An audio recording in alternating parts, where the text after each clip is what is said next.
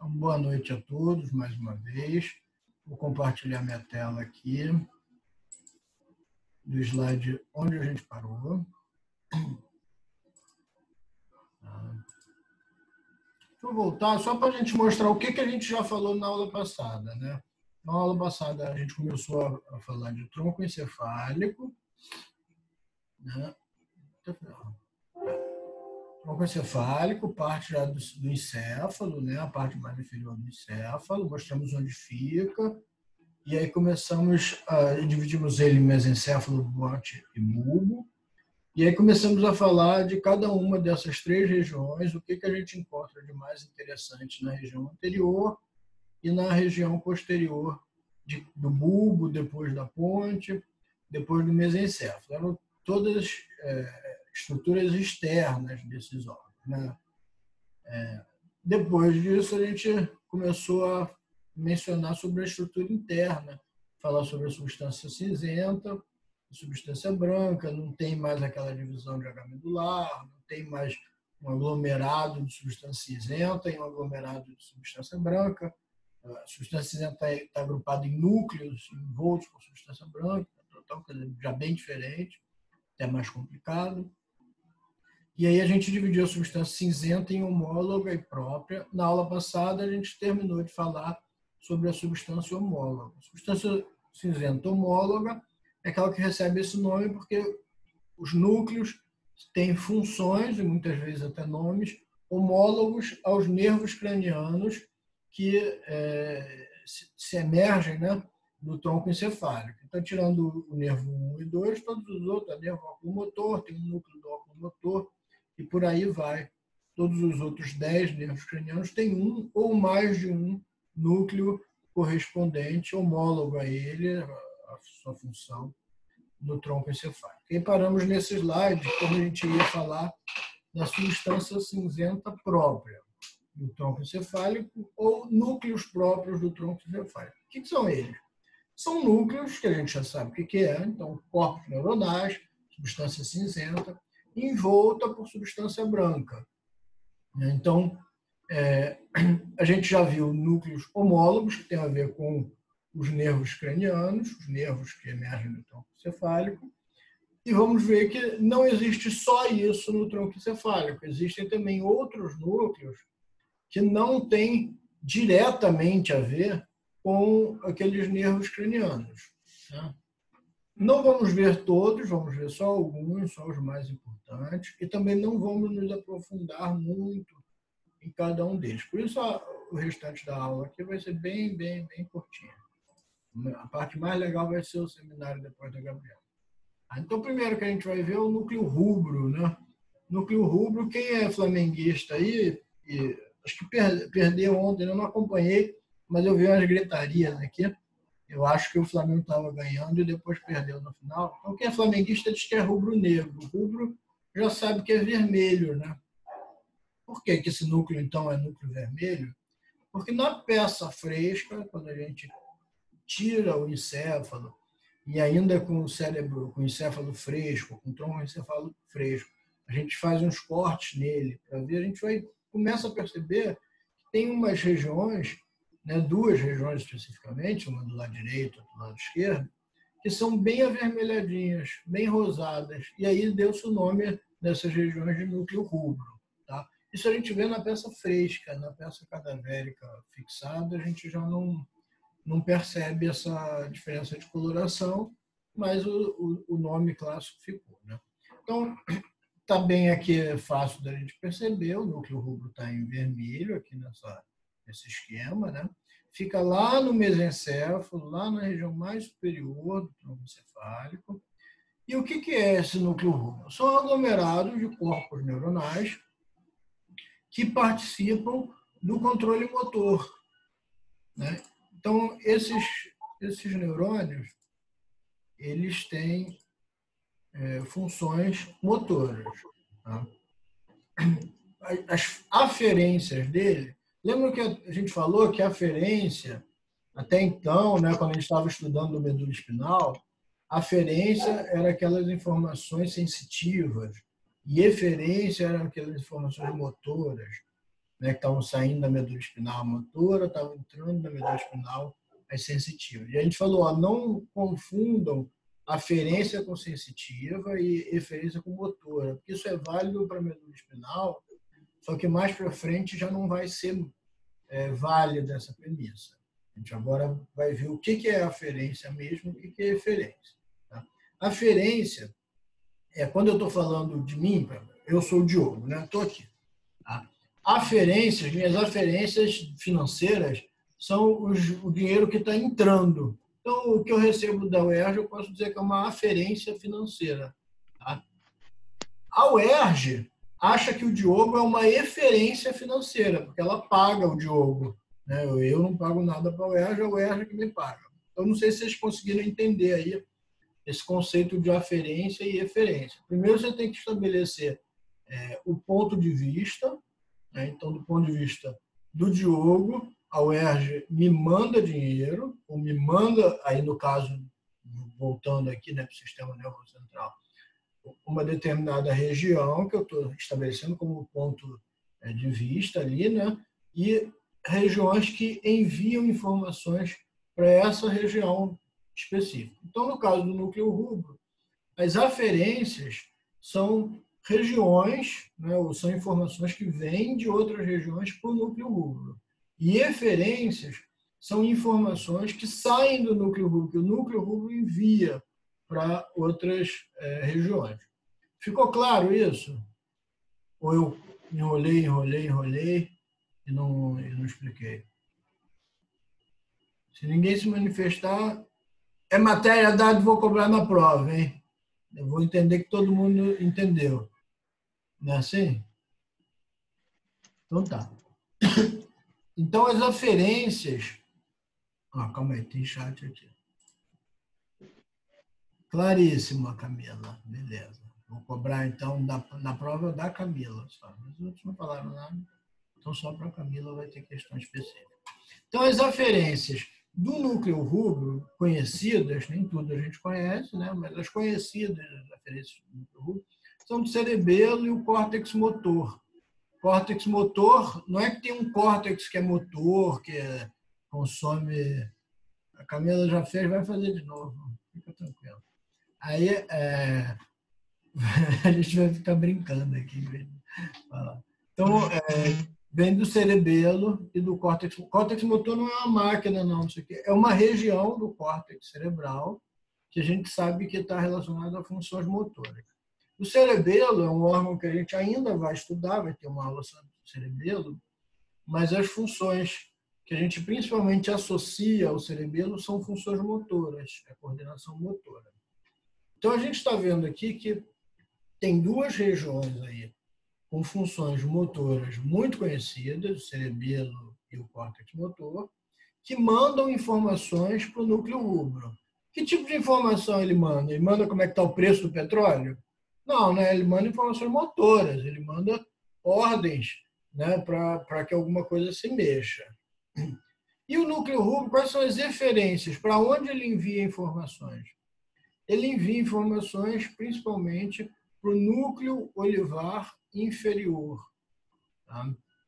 Do núcleo olivar inferior, muitas informações vão para a medula espinal. E ali começa um trato, lembra do que é trato, né? Aquelas grandes vias de informação, que o nome dá cola para a gente de onde ele nasce para onde ele vai, né? Então, ali começa um trato que a gente chama de trato rubro-espinal.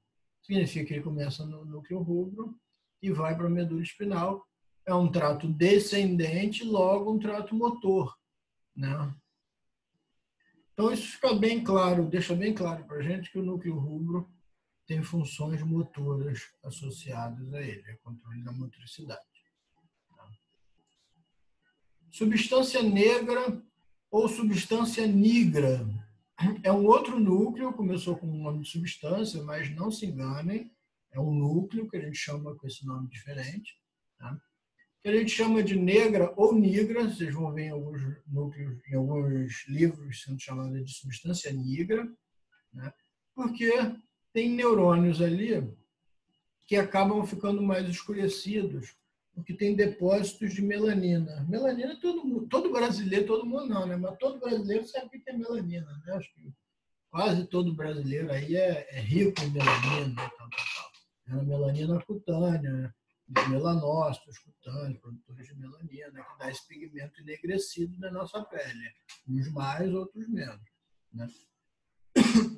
Só que a melanina, ela pode ser formada, não tem nada a ver agora com os melanócitos da pele, tá? Estamos falando de neurônios que estão localizados lá na substância negra, mas que formam melanina a partir da dopamina. Então, a dopamina é metabolizada e um subproduto, vamos dizer assim, da dopamina é a melanina. Esse melanina não tem efeito nenhum ali, só que deixa aquela região enegrecida e por isso ganhou o nome de substância negra. Tá? A gente tem fibras que vão entrar para a substância negra, ou seja, que vão fazer a aferência a partir do corpo estriado. O corpo estriado é um conjunto de núcleos da base, são núcleos também, né, que ficam na base do telencéfalo, então estruturas telencefálicas, tá? E que também estão relacionados com motricidade. A gente deve ter aula de núcleos da base mais para frente, ou pelo menos uma parte da aula de telencéfalo, a gente vai comentar sobre o corpo estriado e núcleo da base, e a gente vai voltar a comentar disso, mas a gente já adianta dizendo que deve ter, então, relação com motricidade. Né?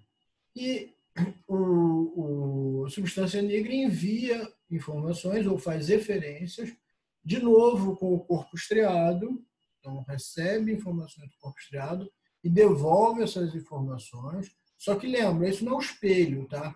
Não é que a mesma informação que vem e volta. Ela vem, de alguma forma, é processada por neurônios que estão nessa região e devolve com algum tipo de informação diferente, com essas informações já processadas.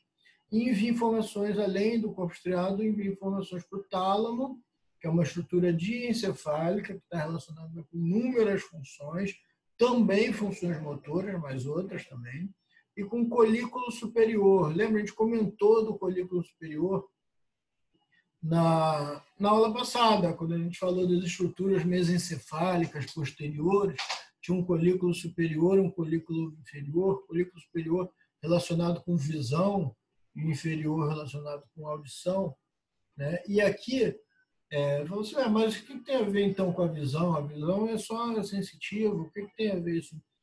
A visão é sensitiva, só que a gente controla os movimentos oculares e isso é motor. Então, essa é a possível explicação aí da relação da substância negra com o colículo superior. O superior não tem acento, né? Não sei quem botou esse acento. Então, mais uma vez, é um núcleo do tronco encefálico que está envolvido com controle motor, controle de motricidade. Depois a gente tem uma série de núcleos menores, pequenininhos, todos que a gente agrupa e chama eles todos de núcleos pontinos, porque eles ficam na ponte, tá? Então, esses aqui em roxinho, aqui embaixo, tal. Aqui nesse lado a gente mostra o colículo superior e inferior. Então, aqui, ó, os núcleos pontinos. O que são esses núcleos pontinos? Vários núcleos, embora sejam separados, têm funções reconhecidamente parecidas, né? E todos eles recebem fibras, recebem aferências do córtex motor, novamente, de áreas motoras, e enviam fibras para o cerebelo, enviam fibras para aquele órgão que a gente reconhece como órgão de controle motor. Então, tem um trato ali que a gente chama de trato córtico-pontino, começa no córtex, vai para esses núcleos pontinos. Tem um outro trato que a gente chama de ponto cerebelar, né? E depois a gente vai ver isso na aula de cerebelo. Essas informações que vêm do córtex motor, passam pelos núcleos pontinos, vão para o cerebelo, depois elas voltam do cerebelo e passam por outras regiões e voltam para o córtex motor. E aí, do córtex motor, é que desce finalmente para a medula espinal para realizar essas funções. Então, isso é um trato num circuito motor bastante intrincado, e relativamente complexo, mas a gente destrincha ele fica mais simples na aula de cerebelo, que a gente acredita que funcione como um mecanismo de checagem das nossas informações motoras voluntárias antes delas acontecerem. Então, antes de eu levantar a minha mão, essa informação sai do córtex, vai para a ponte, vai para o cerebelo, volta para o tronco encefálico, do tronco encefálico volta para o córtex e do córtex vai para a medula espinal. Nesse trajeto de ir para o cerebelo e voltar, é que a gente checa essa informação para ver se é isso mesmo que eu quero fazer. Eu quero mesmo levantar a mão, eu quero levantar rápido ou eu quero levantar devagar? Eu quero levantar fraco ou eu quero levantar com força? Entendeu? Isso tudo, eu quero levantar tremendo ou eu quero levantar com movimento suave? Isso tudo, acredita-se que esse circuito motor córtico ponto cerebelar é importante para realizar esses movimentos tão graciosos quanto a gente consegue realizar. E a gente vê distúrbios motores, principalmente desse circuito, se manifestando com perda de... o termo me fugiu agora, não é graciosidade, né? Fugiu o termo, mas fazer os movimentos de forma harmoniosa, né? Então, ver tremores, ver distúrbios de iniciação de movimento, enfim, ver uma série de distúrbios de controle motor quando esse circuito não está funcionando bem. Núcleo olivar inferior, já falamos dele na aula passada, né, na primeira metade dessa aula, e já falamos agora há pouco. Né? Então, o núcleo olivar inferior é um dos núcleos que fica lá no bulbo, na porção já inferior do tronco encefálico. Fica exatamente numa região que externamente a gente chama de oliva, já vimos isso. Né? Alguém achou que parecia uma azeitona, né? E aí chamou de oliva, e depois a gente viu que tinha um núcleo olivar ali. Né? Esses neurônios que estão aqui recebem aferências do núcleo rubro, já falamos disso quando a gente falou de núcleo rubro, né? Mas ele também recebe informações da medula espinal, aí principalmente informações proprioceptivas, né? E envia informações para o cerebelo e para a medula espinal. Tá? O núcleo olivar inferior está, de novo, relacionado com controle motor, e aí vocês começam a perceber quantas estruturas diferentes, parece uma encheção de saco, quantas estruturas que estão relacionadas com controle motor. Alguém vai estar falando aí, acho que deve ser tudo mentira. Quando esses caras não sabem o que faz uma estrutura, eles dizem que participa do controle motor. Não é assim, não. É verdade isso, é verdade esse bilhete. Né? Participa mesmo, o controle motor, para ser realizado da forma em que peixes realizam, ele já é extremamente intrincado. Da forma que humanos realizam, é um negócio de maluco. Se a gente realmente conseguisse fazer um robô, por isso que é difícil fazer robô, né? Fazer robô com movimentos humanoides e tal, com controle motor, assim, controle dos seus movimentos tão intricados, a gente não consegue fazer ainda. Talvez aí mais 100 anos, 200 anos. Mas tem vários circuitos de checagem de informação, circuitos que vão coordenar movimentos juntos, né? Então eu quero mexer a mão direita junto com a mão esquerda, eu consigo mexer isso tranquilamente, fazer com movimentos mais fortes, mais rápidos, mais bruscos, tremido, harmonioso, tudo isso a gente controla. Então não deve ser muito fácil controlar. Por isso a gente tem tantos centros relacionados ao controle motor. Tá? Mas aqui a gente já vê um outro termo, né? A gente já vê o aprendizado motor. Né? Isso é um troço que a gente ainda não conhece bem, quais regiões estão envolvidas com o aprendizado motor, o que é o aprendizado motor, né? E onde ele se processa e como ele se processa. Mas o que a gente já sabe é que existe, isso a gente já sabia já há bastante tempo. Né? A gente, por exemplo, quando começa a jogar futebol, começa a praticar embaixadinha. E aí não sabe fazer embaixadinha, né? Tem que ficar treinando. Depois, você já aprendeu a fazer embaixadinha, você faz sempre, você não precisa treinar de novo para fazer ali 10 embaixadinhas. depois que você aprendeu qual é a força que você tem que botar na bola, como bater na bola, o tempo dela de subir e descer para fazer um novo movimento, tal. Você aprendido aquilo, você já faz isso tranquilamente. Estou dando um exemplo de embaixadinha, mas qualquer prática esportiva envolve muito aprendizado motor, andar, né? A gente demora a andar, uma parte porque os circuitos ainda não estão prontos, os circuitos motores todos ainda não estão prontos na nossa infância, né? E depois tem um bom período que a gente precisa aprender mesmo a andar, ter esse aprendizado motor, qual o músculo que eu mexo, e ter que mexer também o tronco, não é só o músculo da perna, tem que compensar o equilíbrio e tal. Isso demora, isso requer aprendizado, o aprendizado demora, né? Perguntas?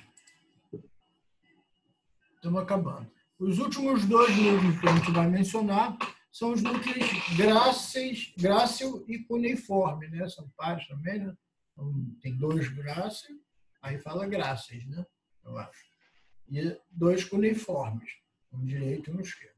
Tá? A gente já viu esses nomes porque a gente falou do fascículo grácil e fascículo cuneiforme, que estão no funículo posterior da medula espinhal. A gente mencionou de novo que existe o tubérculo grácil e o tubérculo cuneiforme no bulbo, e a gente agora está vendo que embaixo desse tubérculo a gente tem 2 núcleos, um núcleo grácil e um núcleo cuneiforme. Tá?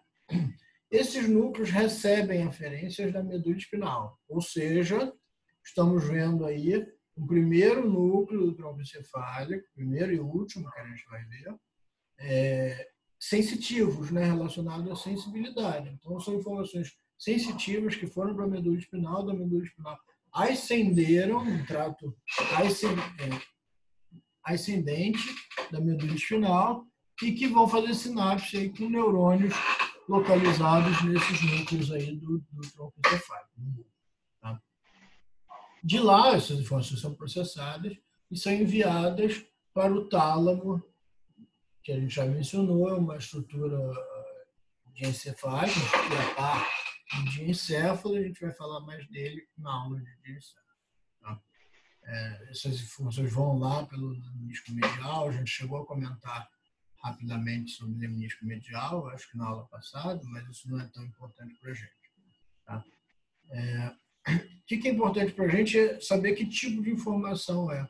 Então, a informação é tato discriminativo, tá? Aquilo que a gente chama de tato mesmo, que consegue discriminar as coisas, de perceber que uma superfície é lisa, outra superfície é áspera. Isso é o que a gente chama de tato discriminativo. Lembra que a gente falou, tato, um daqueles 5 sentidos? Na verdade, são vários sentidos, várias modalidades sensoriais. Uma delas é o tato discriminativo. Outra delas é o tato vibratório, ou sensibilidade vibratória. Quando a gente coloca a mão no celular, o nosso celular é sempre lisinho, tem sempre a superfície lisa. Então, o meu tato discriminativo percebe que ele está liso, ok. Tá? Mas, de vez em quando, até alguém tem o microfone aberto aí e vibrou o celular. Né? De vez em quando ele vibra. Quando vibra, se eu tiver com a mão nele, eu percebo que vibrou. Ele não mudou, ele não ficou rugoso nem áspero. Ele continua liso, uma superfície lisa, mas ele passa a ter uma vibração e eu percebo através de outros receptores capazes de perceber vibração. Tá? E uma outra percepção aqui é a propriocepção consciente. Propriocepção consciente a propriocepção é a capacidade da gente perceber os limites e o posicionamento do nosso corpo. Tá? Então, eu, por exemplo, sei que o meu pé está no chão, não só pelo tato na sola do meu pé, que percebe o tipo de solo, mas e também pela pressão, mas eu consigo perceber que o meu pé está quase chegando no chão antes dele chegar. Né? Todo mundo tem isso. A gente sabe quando está tateando assim com o pé, a gente sabe quando vai colocar o pé no chão ou quando ainda falta. Inclusive, a gente perde essa noção do solo quando a gente está com um solo irregular, com um buraco. Né? Então, se a gente for para uma escada, por exemplo, né? Vai descer agora a escada do prédio está tudo escuro, a luz não está funcionando, a luz da escada. Aí você perde a noção do que é o solo. Se fosse tudo plano, um corredor sem luz, você não tinha o menor problema. Você vai andando porque você sabe exatamente a hora que seu pé toca o solo, antes dele tocar. Você tem essa noção do seu corpo no espaço. Por outro lado, quando tem um buraco, você perde essa propriocepção, né? Você está com um terreno diferente. Tá?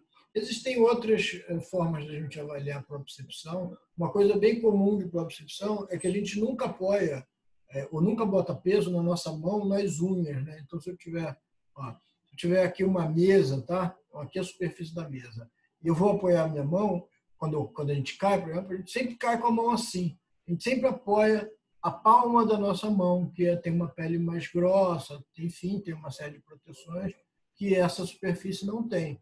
Mas como é que a gente faz isso? A gente percebe que a gente está caindo, a gente percebe que a gente vai ter que apoiar a nossa mão e a gente faz esse movimento aqui de extensão dos dígitos para proteger a parte superior. Isso também é propriocepção.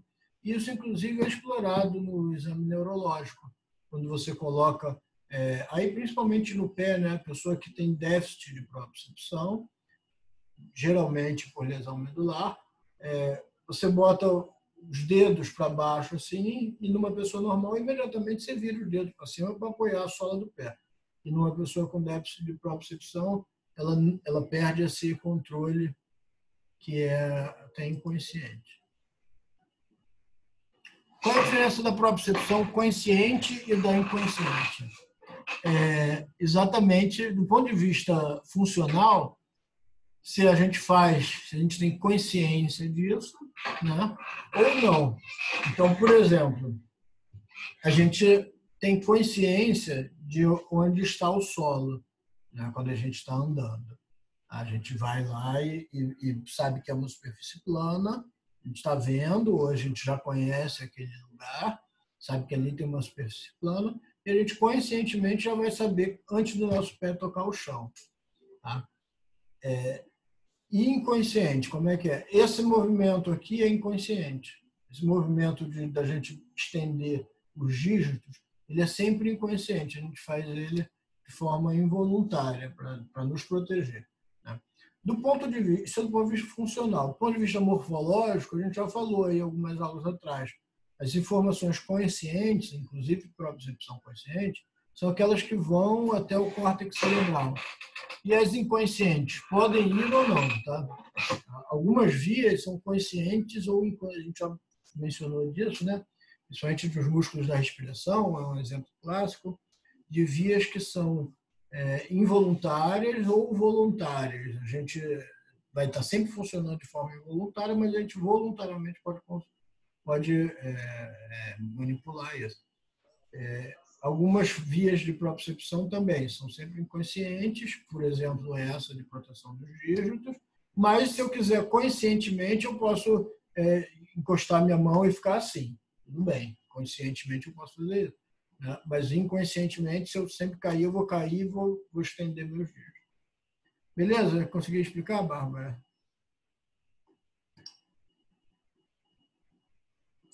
Enquanto a Bárbara... Sim, valeu. Então, as fibras, então, do fascículo grácil cuneiforme trazem informações de trato discriminativo, propriocepção consciente, sensibilidade vibratória, isso é importantíssimo. Né? Lembra que a gente falou que no funículo posterior da medula espinal, é que a gente via aquele sulco intermédio posterior que dividia esse funículo em fascículo grácil cuneiforme? Por que ele só aparecia na medula cervical? Isso ninguém me perguntou, né? Vocês ficam aí só vendo Netflix enquanto a aula está rolando e não me perguntaram isso, né? Por quê? Porque o fascículo grácil, na verdade, ele está na medula espinal toda, no funículo posterior, desde a medula lombar, sacral, já está vindo. Porque ele traz essas informações de trato discriminativo, propriocepção e sensibilidade vibratória da parte inferior do corpo. Então, ele começa lá embaixo na medula e sobe pelo funículo posterior, toda a nossa medula espinal. Mas o fascículo cuneiforme, traz esse mesmo tipo de informação, mas só da parte superior do corpo. Alguns autores dizem que é só dos membros superiores para cima, outros acreditam que a região do tórax também é controlada, as informações são levadas de forma ascendente pelo fascículo cuneiforme. Então, por isso, que só na parte cervical da medula espinhal é que a gente tem uma divisão do funículo posterior, numa porção que está trazendo as informações da parte inferior do corpo, e em outra porção, né, o fascículo cuneiforme, que está trazendo as informações que só chegaram nessa região aqui da medula espinhal, que estão vindo da parte superior do corpo. Tá? Interessante isso, né? Então, isso ajuda a gente a lembrar, porque quando a gente entende isso, fica mais fácil a gente lembrar lá do sulco intermédio posterior e do fascículo grácil cuneiforme, como eles só aparecem na região cervical. Beleza? Acho que esse era o último slide da aula de hoje. Deixa eu ver se era mesmo. Era mesmo. Tá? Essa aula de tronco encefálico, de novo.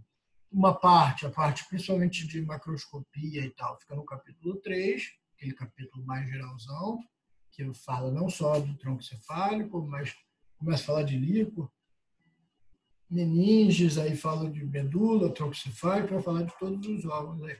E depois tem um capítulo só de tronco encefálico, que fala principalmente dos núcleos e tal, das funcionalidades. Na próxima aula, a gente vai falar de uma estrutura chamada formação reticular, que vai ser assunto da próxima aula, como eu já acabei de dizer, mas que fica no tronco encefálico. Então, só para a gente dizer que ainda tem mais coisa para falar do tronco encefálico, mas que a gente aborda separadamente. Beleza? Deixa eu parar agora a gravação.